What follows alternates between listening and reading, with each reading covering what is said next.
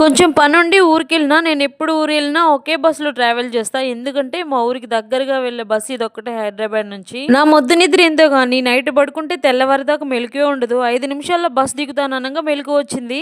బస్‌లో చూస్తే మొత్తం ఖాళీ. నేనే లాస్ట్ దిగేదనమాట. ఇంకేముంది అలాగే దిగిపోతే నా అవతారం చూసి ఎవరైనా భయపడతారని జుట్టాలకు సరిచేసుకున్నా. నేనెప్పుడు ఊరెళ్ళినా మా ఇంట్లో ఉండేదే తక్కువ. వెళ్ళగానే బ్యాగ్ ఇంట్లో పడేసి మా పెదనాన్నోళ్ళ ఇంటికెళ్ళిపోయినా.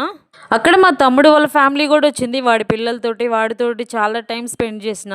ఇంకా ఈ జామ చెట్టు కాయలంటే నాకు ఎంత ఇష్టమో తెలుసా మీకు? అంతేముంది అందరూ తినే జామకాయలే కదా అనుకోవచ్చు మీరు. కానీ ఈ చెట్టుకు ఒక స్పెషాలిటీ ఉంది. మామూలుగా అయితే జామకాయ మాగినాకనో ఇంకా దోరగా ఉన్నప్పుడు మనకి టేస్ట్ తెలుస్తది.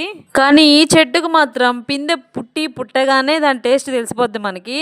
ఇక్కడున్న 4 రోజులు చెట్టు మీద కోతిలాగా ఆ చెట్టు మీద పిందులన్నీ తినేసిన నేనే. ఇంక ఇక్కడ మా అల్లుడేమో తొట్లో దిగి స్విమ్మింగ్ చేస్తానని ఒకటే గోల. వాళ్ళ అమ్మేమో జలుబు చేస్తది వద్దు అని. వీడియో నచ్చితే సబ్స్క్రైబ్ చేసుకోవడం మర్చిపోవద్దు.